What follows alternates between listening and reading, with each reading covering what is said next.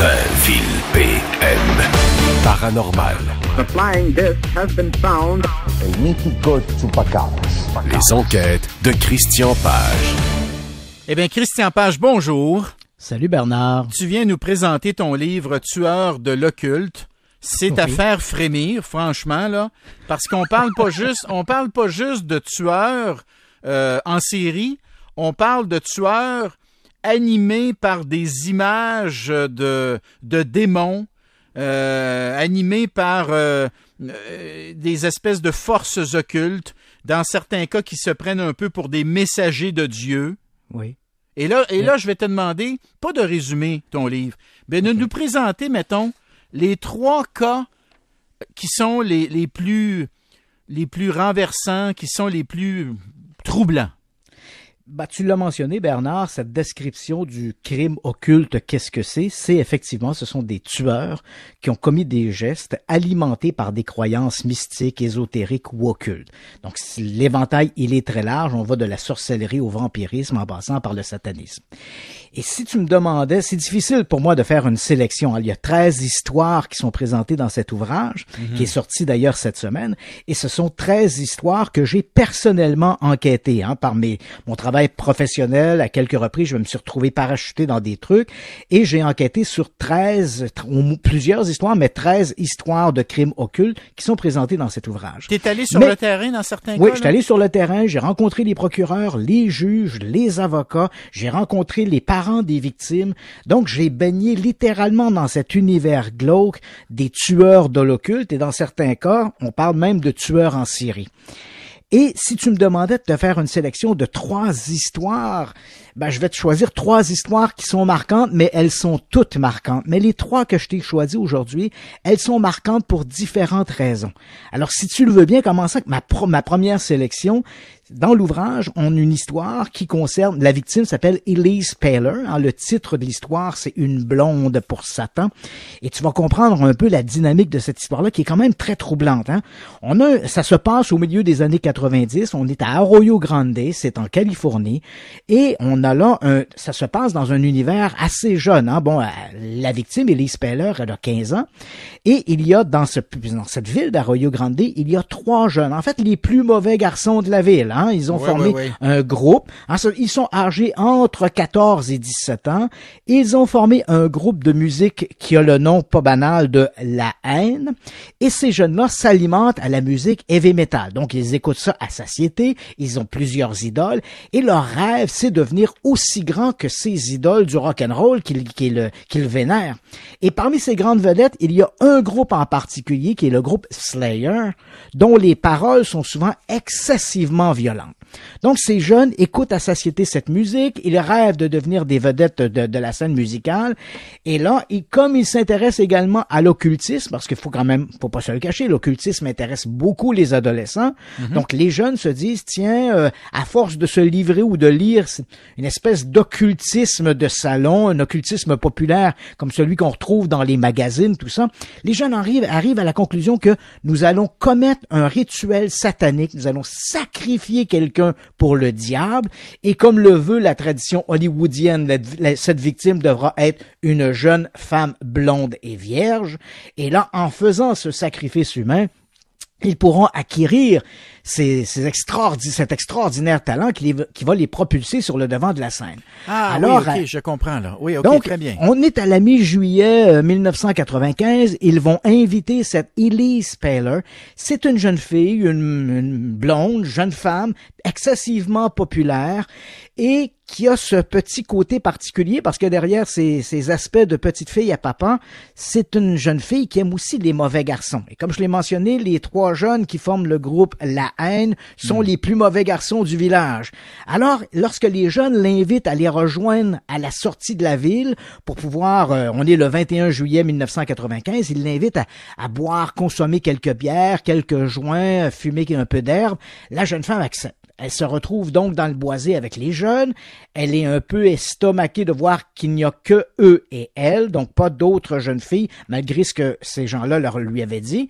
Et là, on commence à parboire quelques bières et alors qu'elle ne s'y attend pas, les jeunes se glissent derrière elle et avec une ceinture vont l'accrocher à la gorge. Écoute, on est en après-midi, je vais te passer les détails sordides de cette histoire. Mais donc, la jeune fille est assassinée. Et il faut quand même le mentionner, l'un des détails les plus sordides, sur l'un des albums de Slayer, il y a une pièce qui s'appelle Necrophilia. Or, ils ont l'impression que pour compléter le rituel, ils doivent s'adonner à un rituel de nécrophilie. Ils vont donc revenir à plusieurs reprises sur les lieux du crime. Ils vont abuser du cadavre dans tout ce que tu peux imaginer de sordide, et ils vont faire ça pendant des jours. Elise Peller ne sera pas retrouvée immédiatement. Donc, les jeunes, eux, continuent à se promener dans la ville, libres comme l'air, à écouter leur musique, et ils attendent, bien sûr, les bénéfices du diable qui n'arrivent pas. Ainsi bien que l'un d'entre eux va finalement s'amender, aller voir les autorités, et là, il va conduire la police à l'endroit où le corps d'Elise Peller se trouve, et là, c'est comme ça que les jeunes vont être arrêtés. Ce qui est étonnant dans cette histoire, pourquoi elle m'a frappé lorsque je l'ai découvert, d'abord, bien sûr, il y a l'âge des agresseurs. On parle de jeunes âgés entre 14 et 17 ans. Mais il y a également tout cet endoctrinement à travers la musique qui s'est fait, où on voit qu'ils perdent peu à peu pied à force d'écouter des pièces de musique excessivement violente, et il y a toute cette imagerie qu'ils vont associer à ça, et c'est excessivement malheureux. Il faut savoir qu'après cette histoire-là, les parents de la jeune Elise Peller ont poursuivi en justice le groupe Slayer, les accusant en fait d'avoir incité les jeunes au meurtre.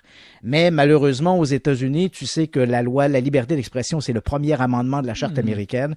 Alors, c'est très difficile de faire quoi que ce soit dans ce sens-là. Et c'est ce qu'a évoqué Slayer devant les tribunaux en disant si on nous met le bâillon pour nous empêcher de faire de la musique, ça contrevient au premier amendement. Faut dire que les parents d'Elise Peller ne voulaient pas empêcher Slayer de faire de la musique, mais de mettre sur leurs albums simplement des avertissements pour dire que ce n'est peut-être pas le genre de musique et surtout les paroles, c'est peut-être pas le genre de paroles que l'on souhaiterait qu'un enfant de 10 ou 12 ans écoute à satiété. OK. Là, il nous reste 6 minutes. Okay. Est-ce qu'on fait le chaudron maudit ou est-ce qu'on fait quand satanisme rime avec sadisme? Écoute, pour avoir le temps de t'expliquer cette histoire, on va passer immédiatement avec le truc des éventreurs de Chicago, là, quand le satanisme rime avec sadisme. Écoute, les éventreurs, déjà le titre. Les éventreurs de Chicago. Bernard, quand j'ai couvert ces histoires-là, à un moment donné, on se fait un peu une carapace. Il y a une seule histoire que j'ai couverte qui m'a donné des cauchemars pendant des jours, et c'est l'affaire des éventreurs de Chicago. Donc, on se retrouve au début des années 80, dans le Chicago de cette époque. Hein, on sort des années 70 avec l'éclatement de la musique disco et tout le reste. Et là, voilà qu'on a un groupe d'individus, 4 hommes, qui patrouillent les rues de Chicago à bord d'une camionnette, enlèvent des femmes, ils chassent tous azimuts. Hein. Donc, peu importe la couleur, peu importe la race, le groupe ethnique, l'âge, ils chassent tous azimuts, enlèvent des femmes. Écoute, ils les mutilent de manière tout à fait épouvantable. Leur objectif, obtenir des organes génitaux qu'ils vont utiliser dans des rituels sataniques. Aïe, aïe, aïe. Ils vont assassiner une dizaine de femmes dans la grande région de Chicago et comment je pourrais dire, sans entrer dans les détails, chaque crime est plus horrible que le précédent.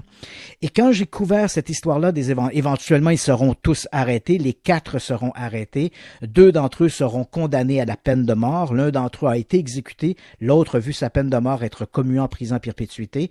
Donc, ce sont vraiment des tueurs étonnants. Le leader du groupe, un type qui s'appelle Robin Getch, il ressemble un peu par le profil à Charles Manson. Hein. Tu vois, c'est lui qui dirige le mouvement. En fait, il a une telle ascendance sur le groupe que quand les accusations vont tomber, ce sont ses collègues, ses acolytes qui vont prendre toute la charge. En disant non, Robin n'a rien fait, Robin n'a rien fait. Et finalement, Robin Getch ne sera pas accusé pour les meurtres, mais simplement pour torture et séquestration, alors que c'est lui le leader du groupe.